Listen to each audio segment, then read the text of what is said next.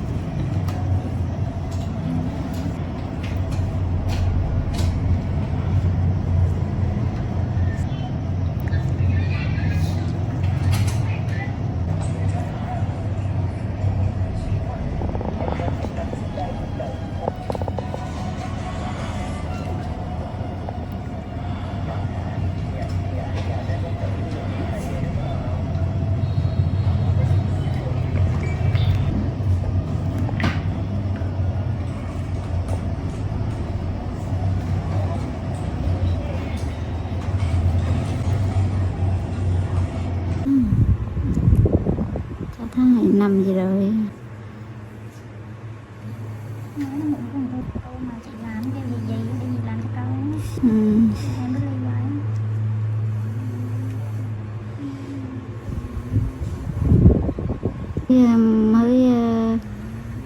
Mới nhẹ nhẹ thôi.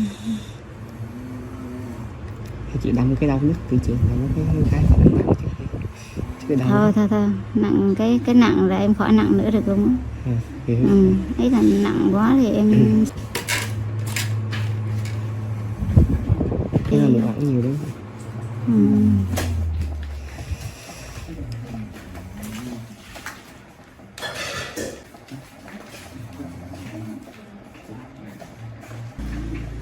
Rỗ này chịu thăm thì hết ấy. Nhưng mà rỗ thì phải kiểu như là phải xâm lắng á. Kiểu phải tổn thương ấy em. Mà là nó cực đó.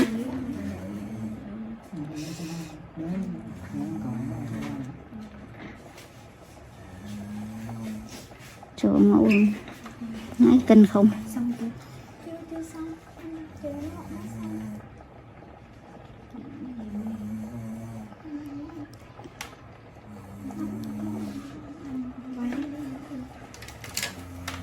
Lấy có cá thôi.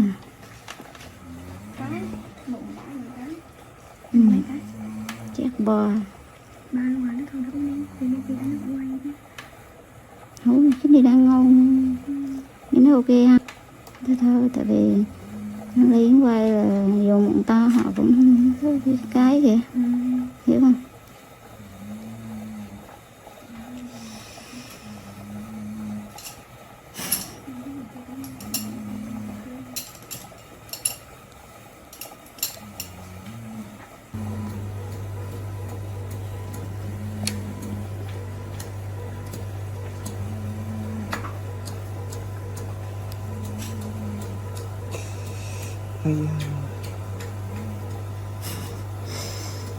Mới nhẹ mà ai da rồi.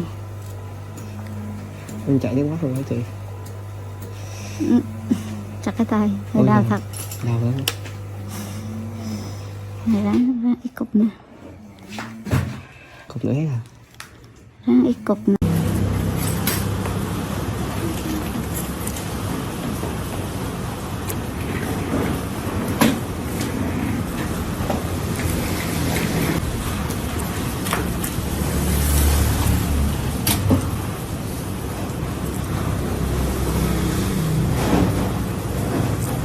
Cái lạnh mình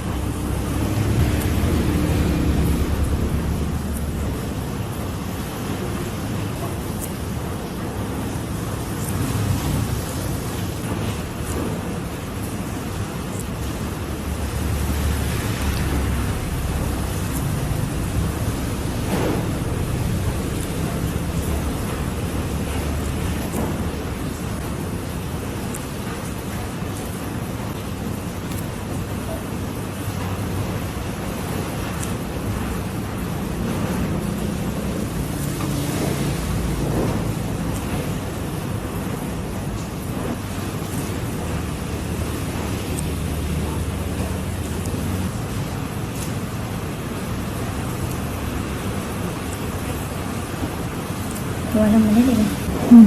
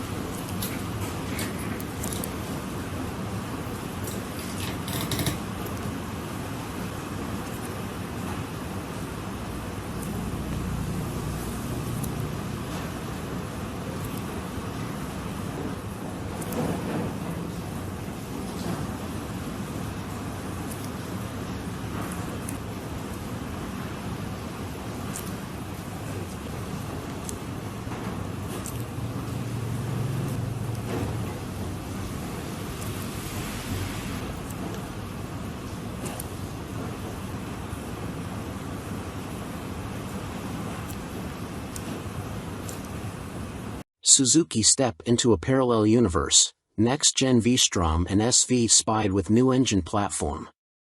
Suzuki's SV650 family, including the V-Strom 650, is one of the most successful and long-lived of modern middleweights, dating way back to 1999, but these spy shots reveal an all-new successor is coming.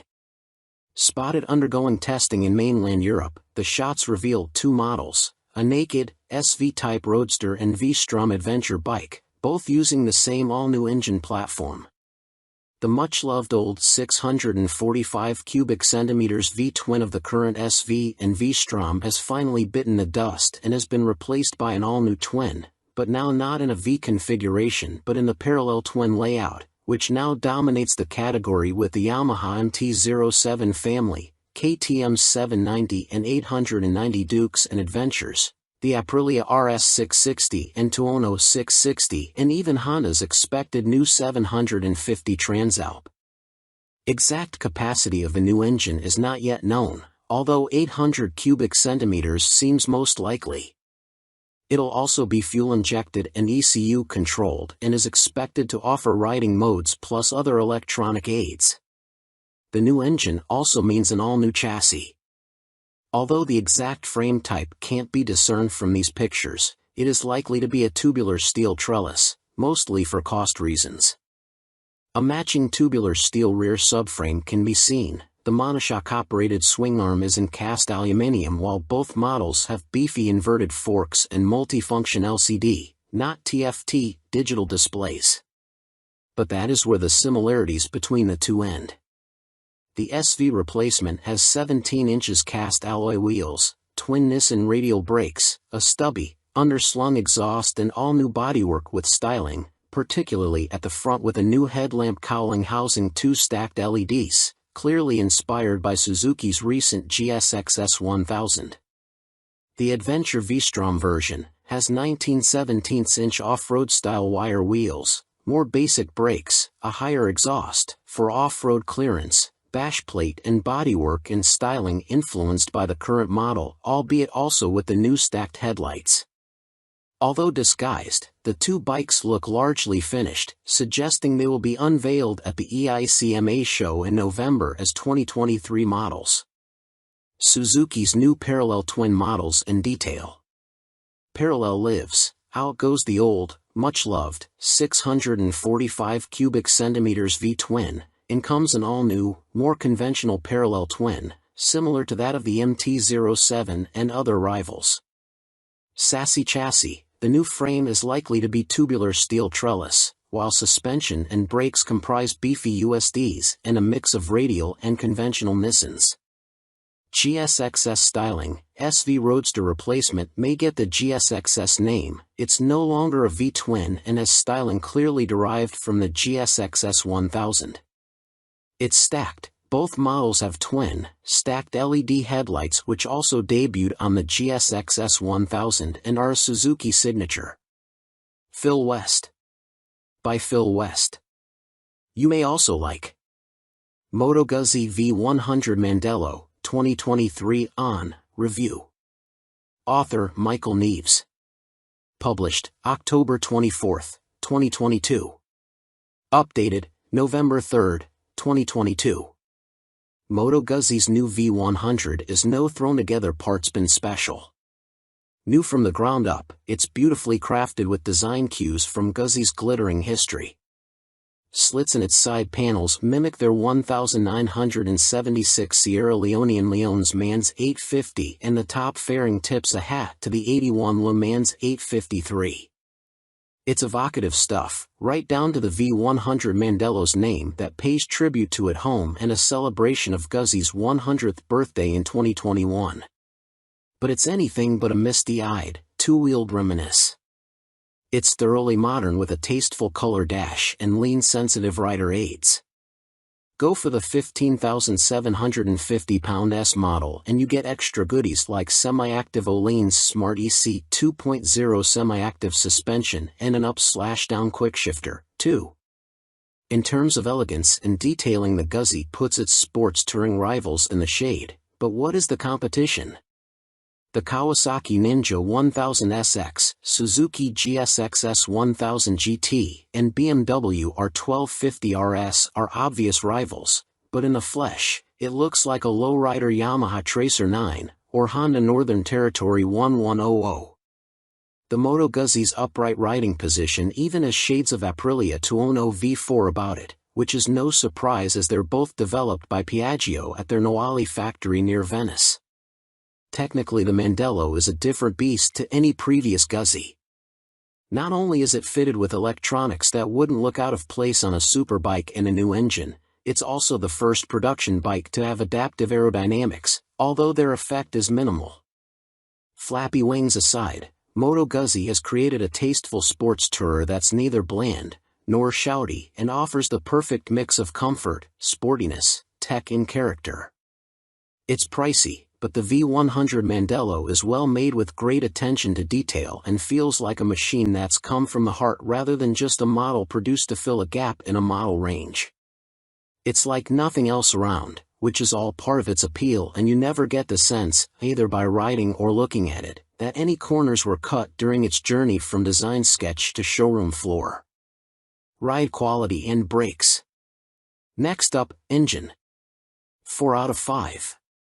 April 5th. Although the Mandello might look chunky in pictures with its bold styling, larger-than-life powertrain and chunky exhausts, it sits surprising low. Shorter riders will feel immediately confident being able to get feet flat on the floor, and if the standard 815mm seat height is still too lofty, there's a low accessory seat available. The riding position itself is nigh on perfect. Pegs are sporty without cramping knees. Even for 6-footers like me, a higher accessory seat is available for even more legroom, and its tall bars are placed naturally towards the rider so there's no awkward stretch or excess pressure on your wrists. The seat is comfy and scalloped at the rear to hold you in under acceleration. The screen offers decent wind protection, and with its injection system inside the V of the engine, now that the cylinder heads have been turned round 90 degrees, there's lots more knee room.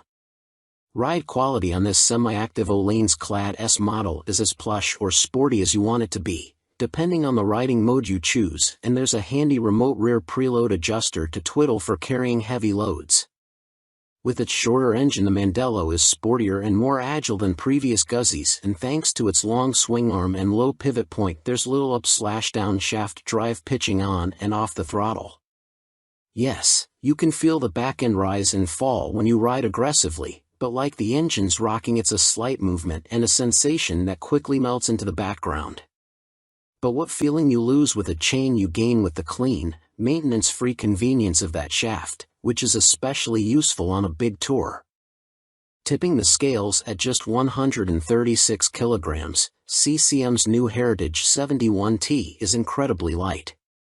Pull it off its suicide side stand and it feels more like one of those fat-tired electric bikes between your legs than a motorcycle. That's until you thumb the starter and its snarling 600 cubic centimeters motor barks into life. It's a two-wheel riot of carbon fiber and billet aluminium, but the Heritage 71T is also the first production bike to be built using a titanium frame and swing arm.